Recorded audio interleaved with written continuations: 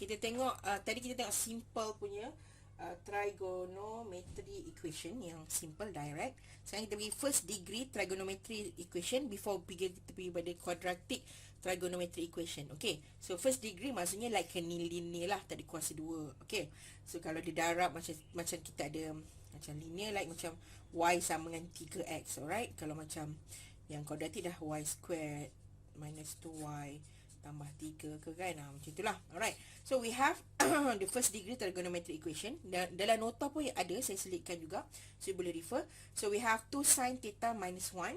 So yang kita kena perlukan, so kita akan bawakan 1 tu ke sana lah. 2 sin theta equal to 1. So sin theta bersamaan dengan 1/2. So maksudnya kita solvekan sampai kita dapatkan maksudnya sin theta ke cos theta sama dengan ada nilai dekat belah kanan lah. Alright, okay.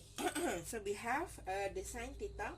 So kita ada dalam ni, kita ada positif 1/2 lah. Right, so tengok ni. So kita tengok sin yang mana yang positif. Ini positif kan, so ini dah positif sin, negatif sin, negatif sin. So dia akan dekat bahagian 1 dengan 2. Okay. So ini kita tengok je gunakan special angle lah. Yang kita ada 60, 30. Ya, sini ada kita 3, 1, 2. Okey, kita tengok sin apakah 1/2. Maksudnya sin apakah 1/2? So sin adalah SOH, maksudnya opposite over H. So opposite 1 and 2. Dia adalah sin 30 lah. Sin 30 1/2. So maksudnya theta ni adalah 30. Alright, so dekat bahagian 1, and then dekat bahagian yang kedua lagi kat sini mesti 30. So kita tolaklah 180 tolak 30. So kita akan dapat 30 dan 150. So ini maksudnya adalah untuk theta yang sifat negatif lah. Ataupun you nak pakai calculator pun boleh lah. So maksudnya kita nak dapatkan theta. So shift sin 1/2 ataupun 0.5. So you akan dapat juga lah 30. So kita akan ambil dekat 2 kuadran, which is positif dengan negatif. Okay, kita tengok yang second punya example untuk first degree. Okay, so we have second punya example. We have the macam 4 cos theta minus 1 equal to cos theta. Okay, untuk yang bahagian ini, so kita ada apa itu kita panggil dia ada, let's say lah, dia ada dua jenis soalan. Satu dia minta dalam bentuk theta, maksudnya theta dalam bentuk degree. Satu lagi theta dalam bentuk radian. So macam mana kita nak solvekan dia? So sama je. So kita just perlu maksudnya, okay, yang inilah kita buat yang ni dulu. Okay, katalah kita ada 4 cos, sama je jalan kerja, semua theta je lah nilai. Minus 1 itu cos theta. So selagi kita lebih menggalakkan dalam ini adalah plus and minus ataupun addition and subtraction first rather than terus bahagilah. Okay, so kita bawakan supaya kita boleh kecilkan ni. So kita dapatkan satu je lah. Kalau kita bahagi nanti jadi kosong kan nanti. Kalau formula akan jadi complicated kan. So ini kita akan bawa ke kanan. Yang ini akan bawa ke kiri. Yang ini bawa ke kanan lah, satu tu. So kita akan dapat 3 cos sama juga dengan 1. Ataupun cos theta sama juga dengan 1/3. Okay, so yang ni tadi bawa cos kan. So bawa kanan yang jadi positif lah. Alright, cos positif. So kita kena tahu dekat bahagian yang mana. So sini, kat sini lah. Okay, so yang ini kat sini yang akan positif, kat sini yang akan positif. So macam ni kita nak negatif kan, untuk cos lah, untuk cos. Okay, so yang ini macam ni kita nak dapatkan theta dia. So you boleh pakai kita boleh pakai apa yang panggil, kita pakaikan kita punya,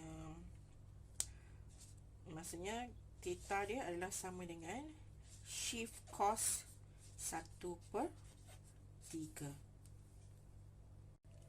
Okay, so kita cos ni kita akan dapat theta dia bersamaan dengan 70.53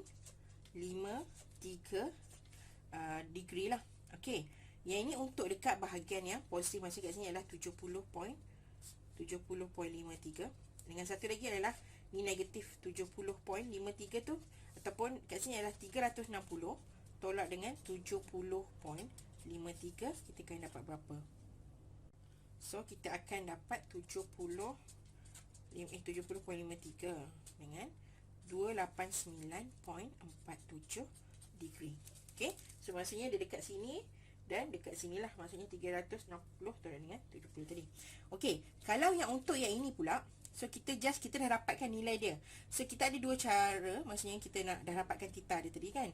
So kita just apa tu kita panggil, theta kita dah dapat. So kita ada 70.53 ni. So kita just darabkan dengan, maksudnya kita nak convert kepada radian. So kita ada maksudnya bahagikan dengan 180 darab dengan pi, ataupun darab dengan 2 pi pun boleh jugalah. Alright, maksudnya sekarang ni ini kita bahagikan, bahagi dan darabkan dengan pi. Okey, 70.53 darab dengan pi bahagi dengan ni, ataupun darab dengan pi kan, pakai kalkulator ataupun 3.142, kita akan dapat 1.23 radian lah. Alright, tu atau lagi satu kita ada 289.47 pun sama darab dengan pi bagi dengan 180. So kita akan dapat around 5.05 radian. Okay, so you just buat macam biasa and then convert lah.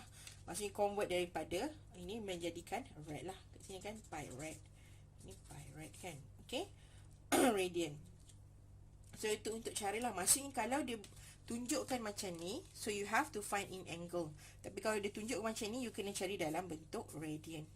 Okey, ataupun you boleh je, maksudnya macam ni 7.53 ni bahagi dengan 180, so you akan dapat juga darab dengan pi. So maksudnya tak perlu convert lah. Okey, macam contoh kita kirakan dia, maksudnya ini kalau kita directkan darab dengan pi, tanpa kita darabkan ni, kita akan dapat around 0.392 pi radian. Pun betul jugalah. Alright, ataupun yang ini pun samalah. So you boleh tukarkan juga dalam bentuk dalam pi sahaja. So kalau ini you darab, you dapat dalam 1.608 pi radian. Pun betul. Okay, so maksudnya dia ada dua jawapan lah. So kalau tengok, dia kena tengok kat sini macam mana nilai dia. Kalau macam ni, maksud dia nak radian. Kalau dalam bentuk yang ini, you kena dari dalam darjah lah. Okay, so itu untuk yang first degree trigonometry equation.